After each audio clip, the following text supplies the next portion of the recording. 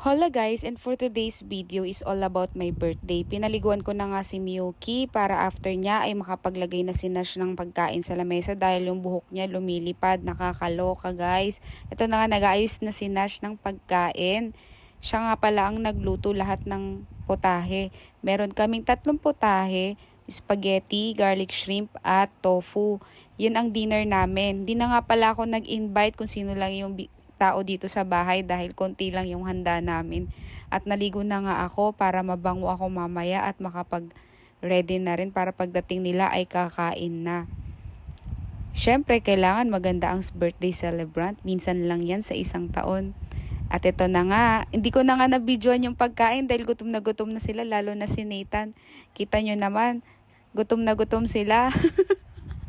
Ito nga, may bisita ako, si Bilog at si Yani. Sila nga pala yung kasama namin dito sa bahay na nag-uupa kay ate. At kaibigan na rin namin. Nakita nyo naman guys, tong isa, oh, gutom na gutom siya guys. Parang wala siyang kakilala. At itong namang isa ay nagbabalak pang mag-take out. Si Samuel at syempre nandyan si Bilog. Ang cute-cute ni Bilog. Kailangan full performance tayo kasi kumakanta na si Nash. Todo bigay at yung isa dyan halakhak ng halakhak. Totoo nga ang kasabihan na kung sino ang may birthday, yun din ang clown. Kasi wala akong marentahan dahil wala rin akong pangrenta kaya ako na lang. Kailangan mapasaya ko yung audience ko para naman memorable tong birthday ko.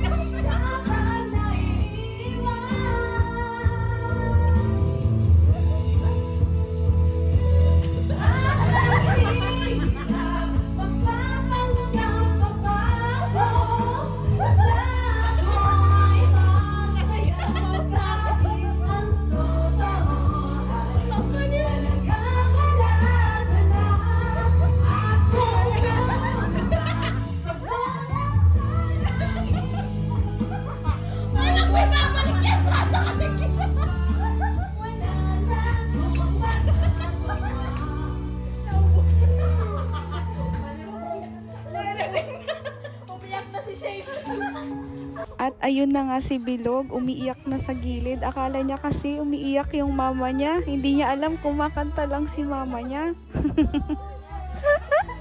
Umiyak na si Bilog.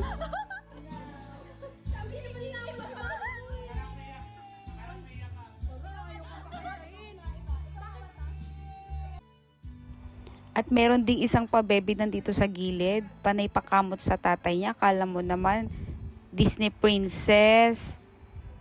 Grabe siya, oh. Tao yarn. Sobrang nga kami nag-enjoy ngayong araw na to. At minsan lang kami mag-video okay sa bahay dahil meron din kami sari-sariling pinagkakaabalahan.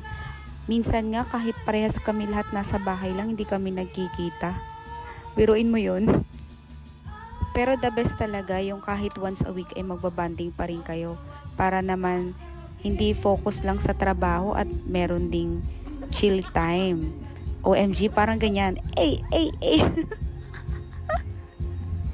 At ako nga ay palagi akong nagpapatawa sa aking pamilya para hindi sila palaging seryoso sa buhay.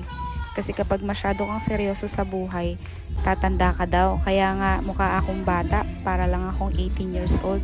Pero ang totoo, 23 na ako. At ito na nga yung kapatid ko, hataw na hataw sa kanyang pagkanta. Akala mo naman concert niya, tumataas pa yung dalawang paa. O, diba? Ito pang isa ay, OMG Bilog, wag kang umiyak. Inaaway ka ba ni ate? Away ikaw ni tita, tingnan mo naman, di mo alam kung natatai siya, naawa siya, naiyak siya, dahil sa kanta ni ate. Ito na nga, ito ang shy type kong jowa, ayaw ng camera, tumitigil kapag kumakanta. Nagbigay na nga si Kuya Buboy ng 150 kung sino yung mananalo, kung sino yung magkaka-score ng 100 sa video okay. Kaso walang nanalo, lahat bagsak. At dahil dyan, dito na nga nagtatapos ang aking kaarawan. Maraming salamat po sa lahat ng pagnood nyo. At sana napasaya ko kayo kahit na saglit. At syempre, pagkatapos ng birthday, ang maghuhugas, ang celebrant pa din. Dahil pagod na yung mga bisita ko, nagsiuwian na sila isa-isa.